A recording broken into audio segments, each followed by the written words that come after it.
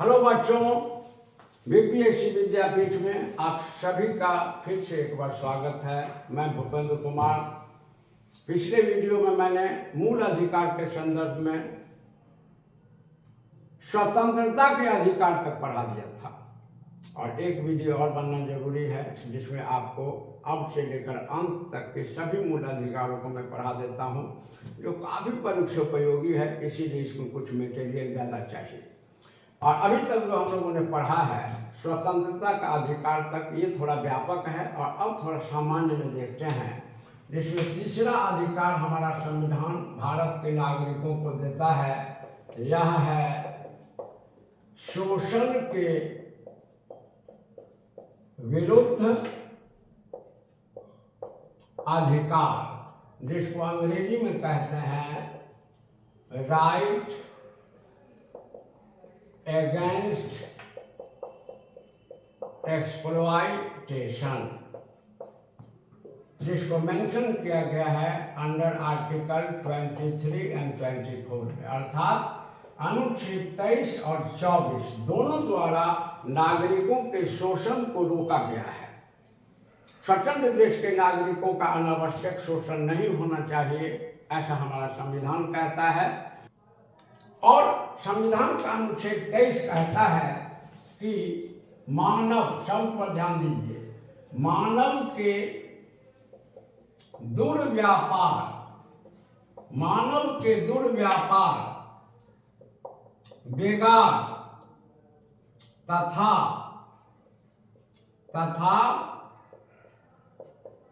बलात् श्रम को प्रतिषिद्ध किया जाता है, ऐसा संविधान लिखा है। इसका मतलब ये हुआ कि संविधान का अनुच्छेद 23 जो है यह कहता है कि मानव का दुर्व्यापार नहीं होगा, जिसका अर्थ है मानव की खरीद बिक्री। और जैसे कभी कभी इसको 2-3 नाम से पूछता है, मानव की खरीद बिक्री, फिर ह्यूमन ट्रैफिकिंग, या सबसे मुख्य रूप से पूछता है दास प्रथा। तो क्वेश्चन पूछता है कि दास प्रथा को किस अनुच्छेद द्वारा प्रतिबंधित किया गया है? अनुच्छेद 23 द्वारा, क्योंकि दुर्व्यापार शब्द एक व्यापक शब्द है जिसका अर्थ मानव की खरीद बिक्री या दास प्रथा से संबंधित हो जाता है। तो दास प्रथा या दुर्व्यापार को प्रतिबंधित किया गया है। बेगार, बेगार का मतलब श्रम करा लेना और पारिश्रमिक नहीं देना। और बलात् श्रम का मतलब होता है श्रम कराना, लेकिन इच्छा के विरुद्ध श्रम कराना। तो जैसा कि हम सभी जानते हैं कि भारतीय संविधान निर्माताओं का जो सोच था ये व्यापक था, बिल्कुल मानवीय था। इन्होंने हर कदम पर मुख्य रूप से संवेदनशीलता के साथ मूल अधिकारों का निर्माण किया है, ताकि नागरिकों का शोषण न हो और नागरिक सहजता से विकसित हो, और नागरिक विकसित हो तो देश विकसित हो। इसीलिए अनुच्छेद 23 में कहा गया है कि मानव के दुर्व्यापार, बेगार और बलात् श्रम को प्रतिषिद्ध किया जाता है, अर्थात इस प्रकार की गतिविधि देश में कानूनी रूप से प्रतिबंधित होगी। इसके बाद अनुच्छेद 24 कहता है कि 6 से 14 वर्ष के बच्चों को किसी खतरनाक काम में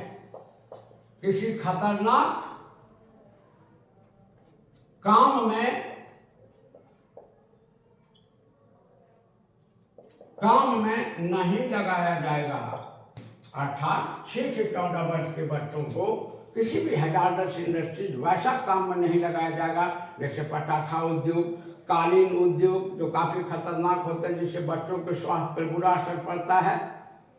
तो ऐसे उद्योगों में बच्चों को काम पर नहीं लगाया जाएगा। अब यहाँ एक बात और ध्यान में रखें, हमारा संविधान का अनुच्छेद 24 केवल खतरनाक काम में लगाने से मनाही करता है, अन्य कामों में लगाने से मनाही नहीं करता है। लेकिन आप जैसा कि जानते हैं कि हमारे देश में बाल श्रम प्रतिषेध अधिनियम बना हुआ है, जिसके द्वारा बच्चों को हर प्रकार के काम में लगाने पर प्रतिबंध है। तो उसका आधार अनुच्छेद 24 नहीं है, उसका आधार नीति निर्देशक तत्व है और उसके आधार पर बाल श्रम प्रतिषेध अधिनियम बना है। तो अनुच्छेद 24 बच्चों को खतरनाक काम में लगाने से रोकता है, क्योंकि इससे बच्चे का शोषण होता है। तो अनुच्छेद 23 और 24 दोनों द्वारा मानव के शोषण को रोका गया है, इसीलिए इसको कहते हैं शोषण के विरुद्ध अधिकार।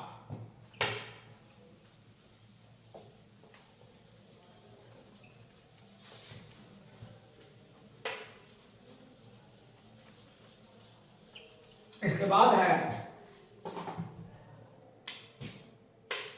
चौथा अधिकार है धार्मिक स्वतंत्रता का अधिकार। धार्मिक स्वतंत्रता का अधिकार अंग्रेजी में कहते हैं right to religious freedom mentioned under article 25 to 28। इसका पहला प्रश्न कि वह कौन सा मूल अधिकार है जो भारत के पंथ निरपेक्षता का आधार है। यही मूल अधिकार है।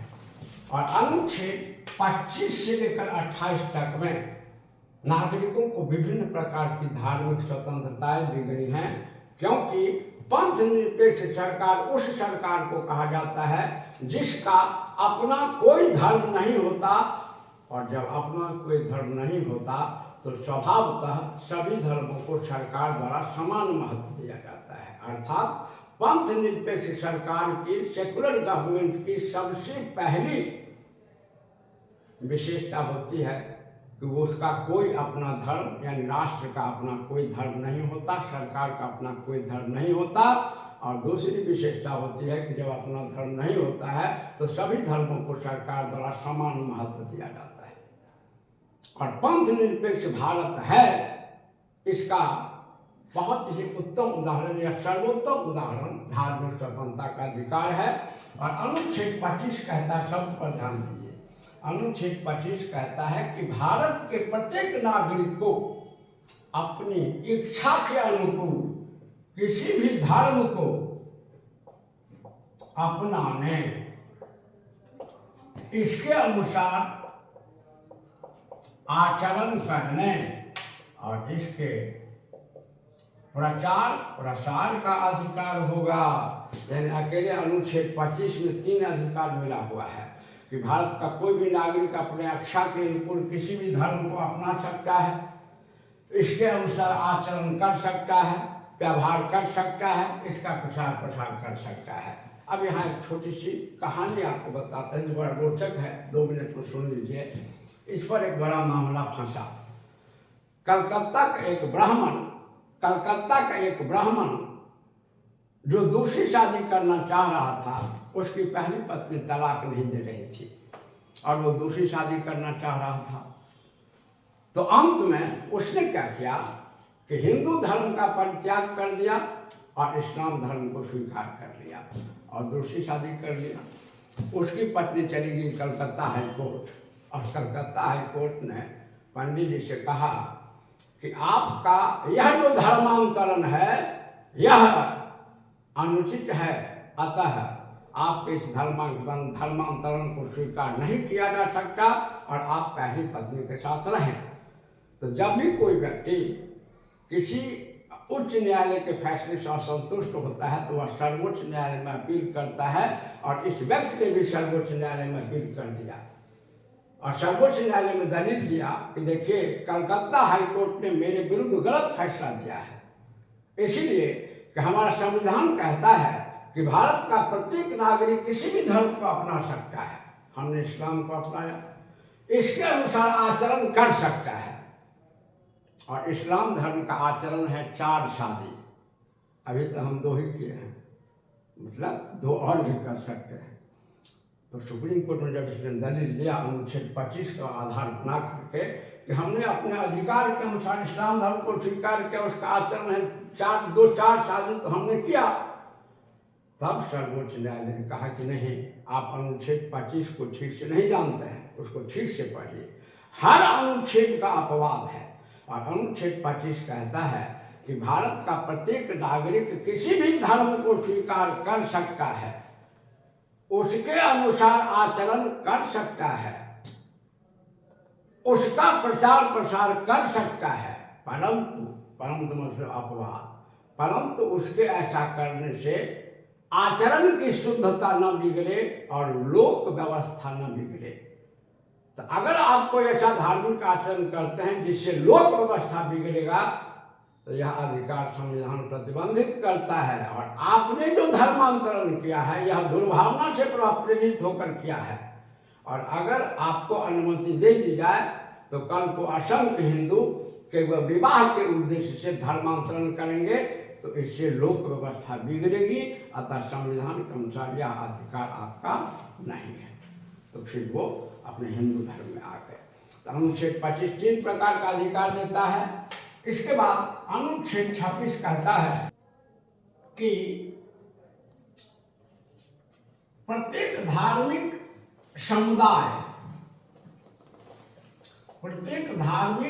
समुदाय को अपने धर्म से संबंधित संगठन बनाने, इसके लिए धन संपत्ति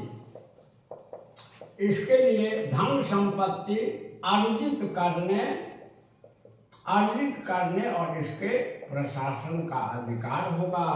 यह भी 3 तरह का अधिकार देता है। कहता है कि प्रत्येक धार्मिक समुदाय अपने धर्म से संबंधित संगठन की स्थापना कर सकते हैं, उस संगठन के लिए धन संपत्ति अर्जित कर सकते हैं और उस धन संपत्ति का प्रशासन एप्रोप्रिएशन कर सकते हैं। यह अनुच्छेद 26 कहता है। अनुच्छेद 27 कहता है कि सरकार द्वारा धर्म के नाम पर कोई भी कर नहीं वसूला जाएगा, क्योंकि भारत की सरकार पंथ निरपेक्ष है और सरकार का अपना कोई कर नहीं, ये धर्म नहीं है, इसीलिए टैक्स नहीं वसूला जा सकता है।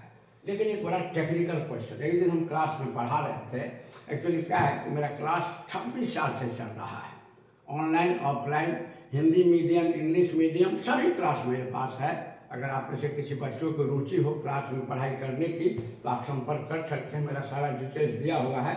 मेरे यहाँ ऑनलाइन ऑफलाइन बीपीएससी का जीएस मेंस पीटी दरोगा सारे क्लासेज हैं, और इंग्लिश मीडियम और हिंदी मीडियम दोनों है, क्योंकि जनरली इंग्लिश मीडियम में पढ़ाई कहीं नहीं होती है और हमारे यहाँ लगातार इस सब चीज़ की पढ़ाई होती है। तो आप में से जिनको भी अगर ज़रूरत महसूस हो तो आप संपर्क कर सकते हैं। अब देखिए कि एक क्वेश्चन बच्चा पूछ दिया कि सर आप ये जो पढ़ाए हैं कि धर्म के नाम पर कोई कर नहीं वसूला जा सकता है, तो अभी अभी बिहार की सरकार ने, पेपर में सर हम पढ़े थे कि बिहार की सरकार ने सभी धार्मिक संगठनों और मंदिरों को कहा है कि आपके पास जो बकाया है उसको धन है वो जमा कीजिए सरकार के पास। तो सर बिहार सरकार कैसे मंदिर से टैक्स ले रही है?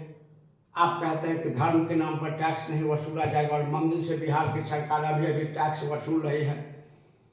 तो बच्चा अच्छा था, पढ़ा था, तो समझाना पड़ता है। जब बच्चे अच्छे आ जाते हैं क्लास में तो समझाना पड़ता है। तो ध्यान रखें कि अनुच्छेद, हमने उसको समझाया कि देखो बच्चा, अनुच्छेद 26 ये जरूर कहता है कि 27 यह जरूर कहता है कि धर्म के नाम पर कर नहीं वसूला जाएगा, लेकिन यही अनुच्छेद 27 कहता है कि सरकार द्वारा धार्मिक शुल्क यानी फी वसूला जाएगा। तो फी में और टैक्स में डिफरेंस होता है। टैक्स को कर कहते हैं और फी को शुल्क कहते हैं। ये जब इकोनॉमिक्स का क्लास शुरू करेंगे तो बताएंगे। और फी वसूलने का अधिकार है, और यह इसलिए नहीं कि किसी खास धर्म को बढ़ावा दे। संविधान लिखता है कि सरकार धार्मिक संगठनों से एक निश्चित शुल्क वसूल सकती है ताकि वहाँ की प्रशासनिक व्यवस्था को दुरुस्त किया जाए।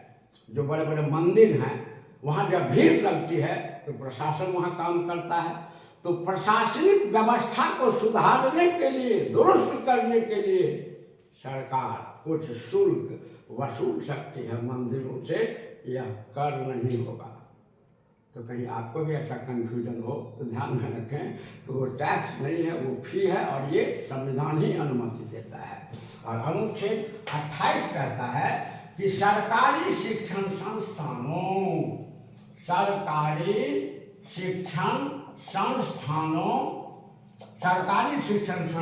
में कोई भी धार्मिक शिक्षा नहीं दी जाएगी। हालांकि ध्यान में रखें, ये सरकारी शिक्षण संस्थानों का अर्थ है वह शिक्षण संस्थान जो पूर्णतः सरकारी निधि गवर्नमेंट के फंड से चलता है पूरी तरह से, उनमें धार्मिक शिक्षा नहीं दी जाएगी। लेकिन अगर कोई ट्रस्ट का शिक्षण संस्थान है या कोई गवर्नमेंट द्वारा रिकॉग्नाइज है या एफिलिएटेड है, फुल्ली गवर्नमेंट नहीं है, तो वहाँ धार्मिक शिक्षा कुछ शर्तों पर देने की छूट दी गई है।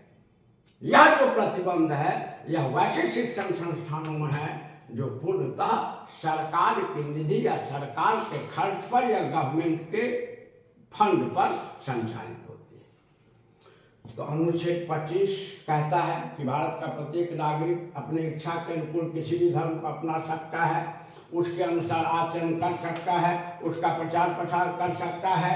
अनुच्छेद 26 कहता है कि प्रत्येक धार्मिक समुदाय को अपने धर्म से संबंधित संगठन की स्थापना करने, धन संपत्ति अर्जित करने और उसके प्रशासन का अधिकार होगा। अनुच्छेद 27 कहता है कि सरकार द्वारा धर्म के नाम पर कोई कर नहीं वसूला जाएगा। हालांकि सरकार शुल्क वसूल सकती है धार्मिक संस्थानों के प्रशासन के लिए। और अनुच्छेद 28 कहता है कि सरकारी शिक्षण संस्थानों में जो पूर्णतः सरकारी निधि से संचालित है वहाँ कोई धार्मिक शिक्षा नहीं दी है। यह आपका धार्मिक शिक्षा का अधिकार है, सॉरी धार्मिक स्वतंत्रता का अधिकार है, जिसका उल्लेख अनुच्छेद 25 से लेकर 28 तक में है।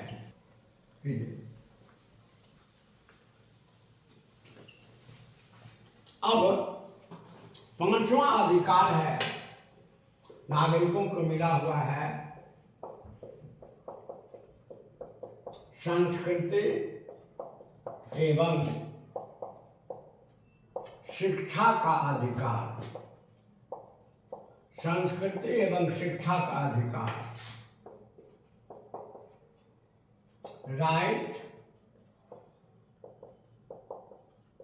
pertaining to culture and education mentioned under Article 29 and 30. There are two articles provided for this fundamental right. और पहला सबसे महत्वपूर्ण प्रश्न इसमें यह पूछा जाता है कि वह कौन सा मूल अधिकार है जो अल्पसंख्यकों माइनॉरिटीज से संबंधित है। यह वही मूल अधिकार है, क्योंकि इसमें जो संस्कृति का अधिकार है और शिक्षा का अधिकार है यह बहुसंख्यक संस्कृति और बहुसंख्यक भाषा वाले लोगों के लिए नहीं है, यह स्पेशलाइज है अल्पसंख्यकों के लिए। तो जब हमारे सामने यह प्रश्न आता है कि वह कौन सा मूल अधिकार है जो अल्पसंख्यकों से संबंधित है, तो संस्कृति एवं शिक्षा का अधिकार। और अनुच्छेद 29 जो है यह संस्कृति का अधिकार देता है और अनुच्छेद 30 शिक्षा का अधिकार देता है। और ये कहता है अनुच्छेद 29 कि यदि कोई अल्पसंख्यक संस्कृति या भाषा या लिपि है, अगर किसी अल्पसंख्यक समुदाय की कोई विशिष्ट संस्कृति या भाषा या लिपि है तो वह इसे इन्हें सुरक्षित रख सकते हैं, इसको पुष्पित और पल्लवित यानी आगे बढ़ा सकते हैं। अर्थात यह अल्पसंख्यकों की संस्कृति को संरक्षण प्रदान करता है। इससे भी स्पष्ट होता है कि हमारे संविधान निर्माता उदार थे और इन्होंने संविधान बनाते वक्त समाज के या देश के किसी भी समूह को नजरअंदाज नहीं किया, इग्नोर नहीं किया, सभी पर ध्यान रखा। इसे कहा जाता है कि भारत का संविधान अत्यंत ही संतुलित या विश्व का सबसे संतुलित संविधान है। और यहाँ के संविधान निर्माता धन्यवाद के पात्र हैं, क्योंकि इन्होंने सभी वर्गों पर, सभी समूहों पर समान रूप से ध्यान रखा। यह एक बहुत बड़ी विशेषता थी भारतीय संविधान निर्माताओं की। और देखिए कि यह अल्पसंख्यक संस्कृति को सुरक्षा प्रदान करता है। और अनुच्छेद 30 कहता है कि भारत में भाषा अथवा धर्म के आधार पर अल्पसंख्यकों। अब यहाँ एक प्रश्न है, जब आपके सामने प्रश्न आए कि भारत के संविधान द्वारा अल्पसंख्यक का आधार किसे माना गया है, तो दो चीज को, भाषा को और धर्म को। अर्थात किसी धर्म को मानने वाले लोगों की संख्या अगर कम है तो उन्हें धार्मिक अल्पसंख्यक घोषित किया जाएगा, और यदि किसी भाषा को बोलने वाले लोगों की संख्या कम है तो उन्हें भाषाई अल्पसंख्यक घोषित किया जाएगा। तो हमारा संविधान अल्पसंख्यक का दो आधार बताता है, भाषा और धर्म, और लिखता है अनुच्छेद 30 में कि यदि भारत का कोई समुदाय धर्म अथवा भाषा के आधार पर अल्पसंख्यक है तो ऐसे समुदाय को अपने धर्म से संबंधित शिक्षण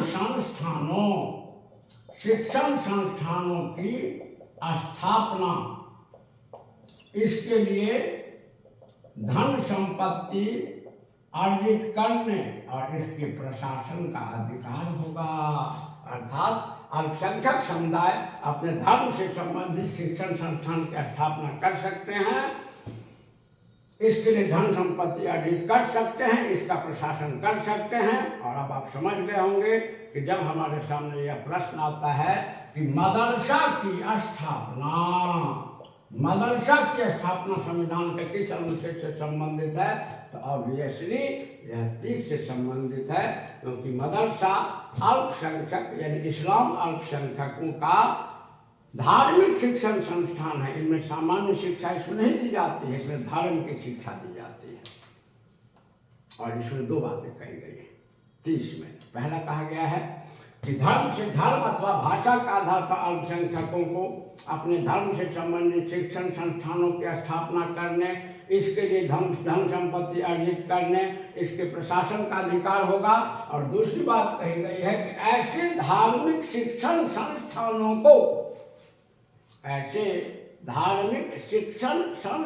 को सरकार द्वारा बिना किसी भेदभाव के, विदाउट एनी डिस्क्रिमिनेशन, आर्थिक अनुदान दिया जाएगा। इसलिए हम लोग सुनते हैं कि बिहार की सरकार ने मदरसा को इतना धन दिया, दिल्ली की सरकार ने मदरसा को इतना धन दिया, क्योंकि संविधान कहता है। संविधान नहीं कहेगा तो सरकार कुछ नहीं कर सकती है। तो अनुच्छेद 30 कहता है कि आप धर्म से संबंधित शिक्षण संस्थान की स्थापना कीजिए, और ऐसे शिक्षण संस्थान को सरकार बिना किसी भेदभाव के आर्थिक अनुदान या आर्थिक सहायता प्रदान करेगी। अब आपका अनुच्छेद 32 सबसे लास्ट,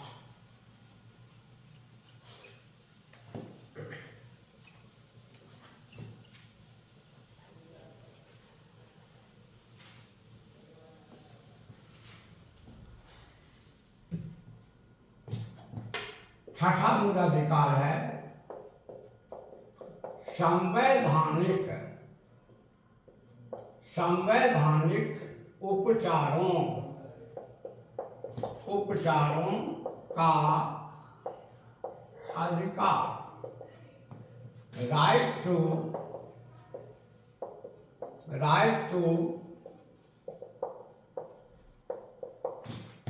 कॉन्स्टिट्यूशनल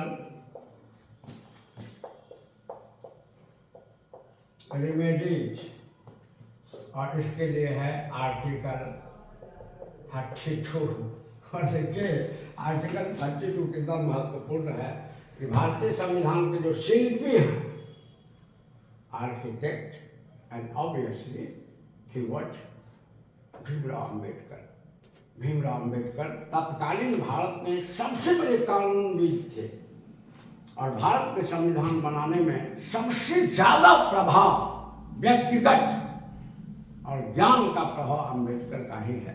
उन्होंने तत्कालीन विश्व के समस्त संविधान का अध्ययन किया था, और संविधान सभा में जो भी प्रश्न आता था एक एक प्रश्न का सहजता से उत्तर देते थे, बड़े विद्वान थे।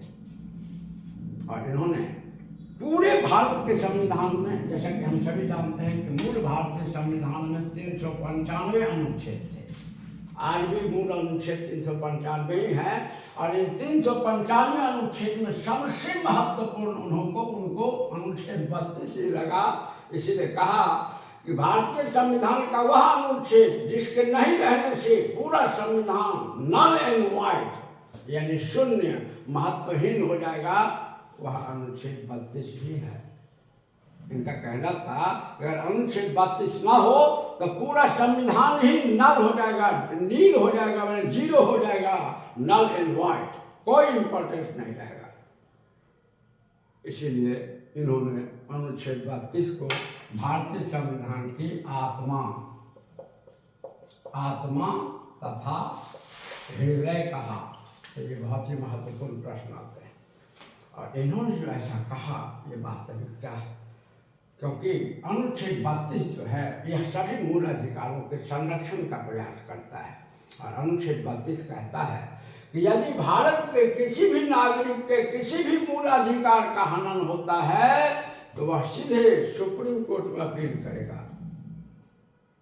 मूल संविधान में कहा गया कि in the case of violation of any fundamental right every citizen have right to directly appeal to the Supreme Court, directly। इसके महत्व को देखिए, जबकि सुप्रीम कोर्ट में डायरेक्टली आप नहीं जा सकते, लेकिन फंडामेंटल राइट के कॉन्टेक्स्ट में आप जा सकते हैं। तो संविधान लिखता है कि यदि भारत के किसी भी नागरिक के किसी भी मूल अधिकार का हनन होता है तो वह अनुच्छेद 32 के तहत सीधे सर्वोच्च न्यायालय में अपील करेगा। और सर्वोच्च न्यायालय मूल अधिकारों के संरक्षण के लिए 5 प्रकार का आदेश, विलेख या अंग्रेजी में रिट जारी करेगा जब जिसकी जरूरत हो। और ये जो 5 प्रकार का रिट है उसमें एक है बंदी प्रत्यक्षीकरण, हैबियस कॉर्पस। दूसरा है परम आदेश,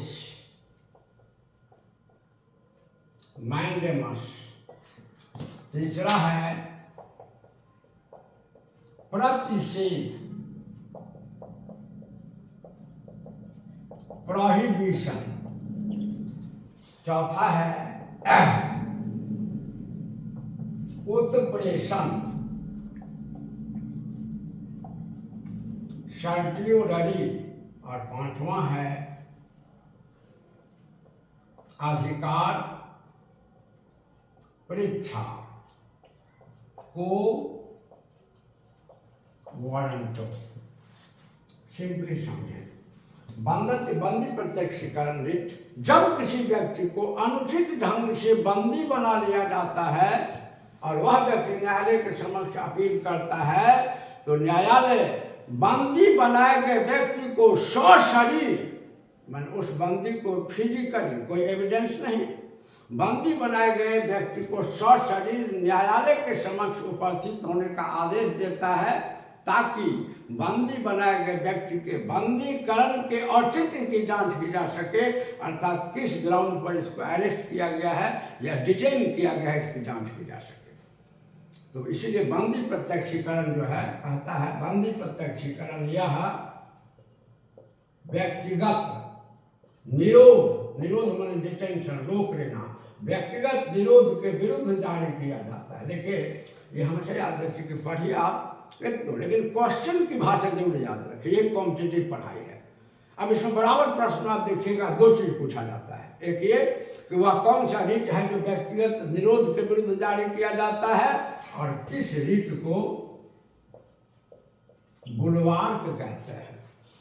तो यह बंदी प्रत्यक्षीकरण है और इस रिट के माध्यम से न्यायालय बंदी बनाए गए व्यक्ति को न्यायालय के समक्ष सशरीर उपस्थित करने का आदेश देता है ताकि उसके अरेस्ट किए जाने या बंदी बनाए जाने या डिटेल किए जाने की ग्राउंड की जांच की जा सके। परमादेश का अर्थ है कि हम आदेश देते हैं और इसका कॉन्टेक्स्ट है कि जब कभी किसी सार्वजनिक अधिकारी द्वारा अथवा न्यायिक अधिकारी द्वारा अपने कर्तव्य का पालन समुचित ढंग से नहीं किया जाता है, तो जब कभी किसी सार्वजनिक अधिकारी अथवा न्यायिक अधिकारी द्वारा अपने कर्तव्य का पालन समुचित ढंग से नहीं किया जाता है तो उसे परमादेश नामक रिट जारी करके अपने कर्तव्य के अनुपालन का आदेश दिया जाता है। इसके बाद प्रतिषेध और उत्प्रेषण। तो प्रतिषेध कहता है, प्रतिषेध नामक रिट तब जारी किया जाता है जब किसी अधीनस्थ न्यायालय, शब्द पर ध्यान दीजिए, जब किसी अधीनस्थ न्यायालय द्वारा अपने अधिकार क्षेत्र से बाहर जाकर काम किया जाता है। न्यायालय द्वारा अपने अधिकार क्षेत्र से बाहर काम किया जाता है, तब उच्चस्थ न्यायालय द्वारा अधीनस्थ न्यायालय के विरुद्ध प्रतिषेध नामक रिट जारी करके कहा जाता है स्टॉप इट, अपने अधिकार क्षेत्र से बाहर मत जाइए। अब इसी को देखिए, एक बड़ा ही महत्वपूर्ण क्वेश्चन पूछा कि परमादेश और प्रतिषेध नामक रिट में कौन सा निष्क्रियता का आधार है और कौन सा सक्रियता का आधार है। देख लीजिए क्वेश्चन कि परमादेश और प्रतिषेध नामक रिट में कौन निष्क्रियता का आधार है, कौन सक्रियता का आधार है। तो अगर आप समझ गए हैं तो सहज है, क्योंकि परमादेश सक्रियता का आधार है, क्योंकि जब कोई अधिकारी काम नहीं करता है इसमें कहा जाता है घर काम कीजिए, ये आपको एक्टिव बनाता है।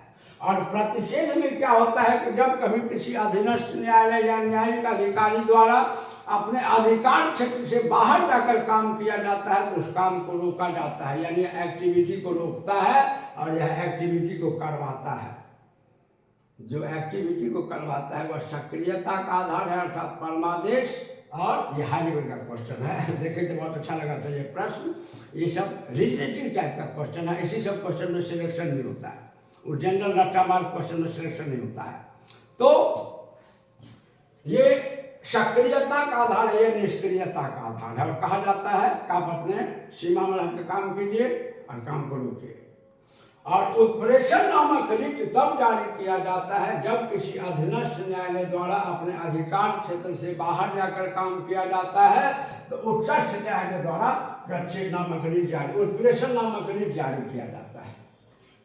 अब आपके दिमाग में कि गुरु जी ये तो आप ऐसा बता रहे हैं, दोनों तो एक बात बताए, आप इसमें भी बोले कि सर कोई जब अधीनस्थ न्यायालय अपने अधिकार क्षेत्र से बाहर जाकर काम करता है तो उच्चस्थ न्यायालय प्रतिषेध नामक रिट जारी करके उसको रोकता है। और फिर इसमें भी सर आप यही बताए हैं कि जब अधीनस्थ न्यायालय या न्यायाधिकरण अपने अधिकार क्षेत्र से बाहर जाकर काम करता है तो उच्चस्थ न्यायालय उत्प्रेषण नामक रिट जारी करके उसको रोकता है। तो इसमें अंतर कहाँ है सर? निश्चित रूप से आपका ध्यान यहाँ अगर नहीं गया है तो अंतर है। दोनों जारी करने का कंडीशन सेम है, लेकिन अंतर क्या होता है कि जब अधीनस्थ न्यायालय में मामला चल रहा हो, मामला पर पूरा फैसला नहीं दिया गया, जैसे एग्जाम्पल ले लेते हैं अधीनस्थ न्यायालय में कोई दीवानी न्यायालय है और फौजदारी मामला उसमें चला गया, तो वो जो उस पर फैसला करेगा तो अधिकार क्षेत्र से बाहर है। तो जब उच्चस्थ न्यायालय को पता चल गया कि अधीनस्थ न्यायालय में मामला चला गया है, उस पर वो विचार हो रहा है, अभी खत्म फैसला नहीं दिया गया है, तो कहेगा स्टॉप इट, प्रतिषेध नामक रिट जारी होगा तब, क्योंकि आप रोक उसी को सकते हैं जो चल रहा है। और जब अधीनस्थ न्यायालय गलती से या लंबे पेचीदा मामला और फैसला दे दिया और बाद में पता चला कि उसके अधिकार क्षेत्र पर नहीं है, तो अब क्या कीजिएगा? अब तो प्रतिषेध जारी कर नहीं सकते हैं क्योंकि तो फैसला हो गया। प्रतिषेध रोकिएगा तभी ना भाई जब चलेगा, अभी तो फैसला हो गया तब।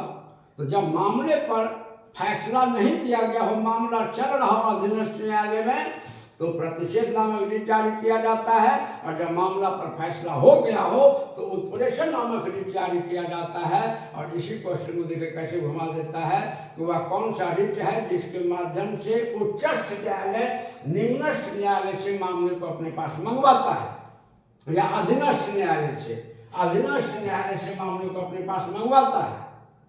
उत्प्रेषण है। प्रेषण माने भेजना और उत्प्रेषण माने मंगवाना, क्योंकि जब वो फैसला दे दिया तो फिर उसको अपने पास मंगवाएगा और उस पर या तो उस फैसला को क्वैश कर देगा, ठीक है, और फिर बिना डिसीजन देगा, क्योंकि वो फैसला कितना सही, लेकिन उसका अधिकार क्षेत्र का चीज नहीं था। और संविधान कहता है कि कोई भी अपने अधिकार क्षेत्र से बाहर नहीं जाएगा। तो प्रच्छेद नामक रिट तब जारी किया जाता है जब अधीनस्थ न्यायालय में मामला चल रहा हो, और उत्प्रेषण नामक रिट तब जारी किया जाता है जब मामला पर फैसला हो चुका हो। और यहाँ अधीनस्थ न्यायालय उच्चस्थ न्यायालय सीधे शब्द का प्रयोग होता है, किसी एक न्यायालय का नहीं। अब इसे देखिए कि भारत में न्यायालय के 3 हायरार्की हैं, supreme court, high court and supreme court, high court and lower court. तो सुप्रीम कोर्ट का अधीनस्थ हाई कोर्ट है, हाई कोर्ट का अधीनस्थ लोअर कोर्ट है, और लोअर कोर्ट का उच्चस्थ हाई कोर्ट है, हाई कोर्ट का उच्चस्थ सुप्रीम कोर्ट है। तो अगर हाई कोर्ट करता है तो सुप्रीम कोर्ट जारी करेगा, लोअर कोर्ट करता है तो हाई कोर्ट जारी करेगा। इसलिए यहाँ किसी एक न्यायालय का नाम नहीं हो सकता है, यहाँ हर समय उच्चस्थ और अधीनस्थ ही होगा। अब इसके बाद अधिकार परीक्षा को आरोप, और सिंपली कहता है कि यदि किसी व्यक्ति ने किसी सार्वजनिक पद को अनुचित ढंग से धारण कर लिया हो तो अधिकार परीक्षा नामक रिट जारी करके उसके पद धारण किए जाने के औचित्य की जांच की जाती है कि किस ग्राउंड पे आपने पद धारण किया। अगर ग्राउंड गलत है तो पद से हटा दिया जाता है। यह आपका संवैधानिक उपचारों का अधिकार है जो बहुत ही महत्वपूर्ण है। जब मेरा विश्वास है कि समझ में आ गया होगा। और आप अगला फिर टॉपिक हम ऐसा ही कुछ महत्वपूर्ण संविधान में बता दिए हैं, वो टॉपिक लेके आएंगे और जो बहुत महत्वपूर्ण उसको गहराई से पढ़ेंगे। आप सब्सक्राइब शेयर करते रहें, वीडियो आप तक पहुंचता रहे। फिर अगले वीडियो में मिलते हैं, तब तक धन्यवाद।